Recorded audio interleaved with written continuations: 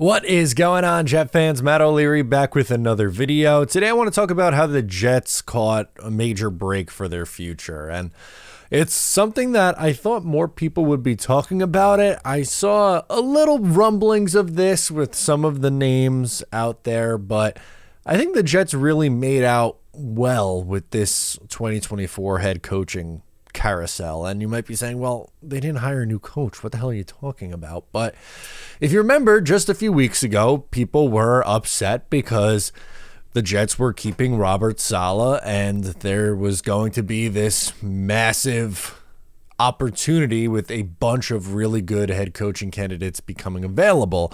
And someone said, how could you possibly sit this out with Robert Saleh? Now, I fully admit I want things to work out with Robert Saleh and Aaron Rodgers in 2024, because that means you get a watchable product in 2024 on the field. You're probably making the playoffs. You're probably winning some playoff games. That is what I want to see. I don't want to see this fail. I don't want to see the New York Jets fail. I've been watching that my whole life, and specifically the last 13 years during this playoff drought. But when you look at the head coaches that were hired versus the ones that were available, there's some really good names still left. The only big name really was Jim Harbaugh to the Chargers, but Commanders hired Dan Quinn today.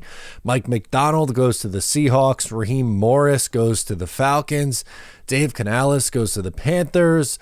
Brian Callahan to the Titans. Antonio Pierce stays with the Raiders, and Gerard Mayo stays with the Patriots. So the names that everyone thought were going to be, of this massive head coaching search here, Mike Vrabel didn't get hired. He's going to take the year off unless something happens, because all the spots are filled.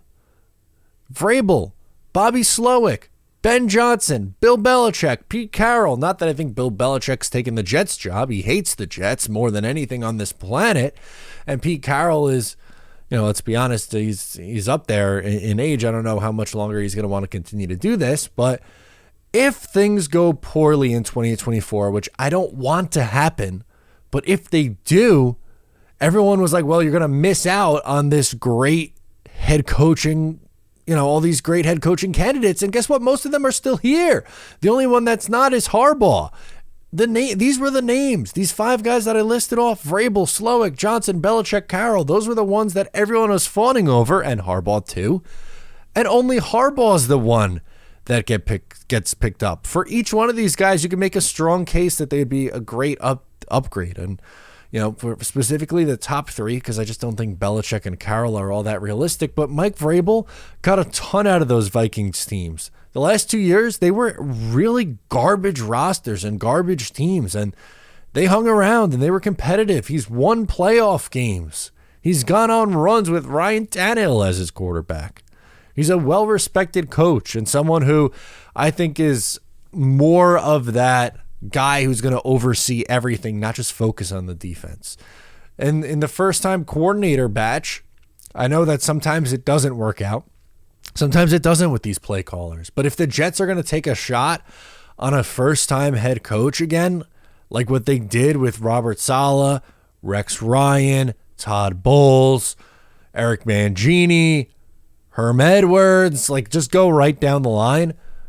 I would like it to be on the offensive side of the ball, please, because the last two Jets offensive coaches that they hired just so happened to be absolutely horrific. In Adam Gase, a retread that nobody wanted, and Rich Kotite, which thank God I was in diapers for, so I missed that one. I was on this planet, but I didn't have any comprehension of what was going on at the time.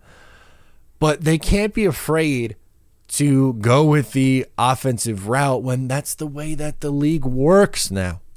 The league is built around offense. And once again, want to reiterate, I really hope that Robert Saleh has learned from his 3 years as head coach and is significantly improved as a game manager, gets a little bit more aggressive. I'm not saying he has to be Dan Campbell.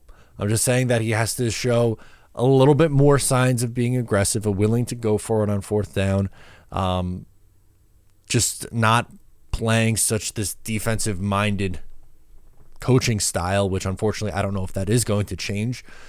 I want it to work because I want this team to be good in 2024, but if it doesn't, if things don't work out, well, the Jets can choose from a pretty good list of available coaches. And who knows what happens in 2024 with other guys who get fired. So it's not doom and gloom. While we were upset about the story that came out yesterday with Robert Saleh, and I get it, it was not a great story to read from The Athletic. If things don't work out this year, there's going to be a lot of good names on the market next year. Todd Monken. Hey, forgot about Todd Monken. I know he didn't have a great AFC Championship game, but that's a coach that I like a lot. Todd Monken's a smart guy. Add him to the list. He's number 4. Let me know your thoughts down below in the comments. Once again, I'm Matt O'Leary. I'll catch you next time.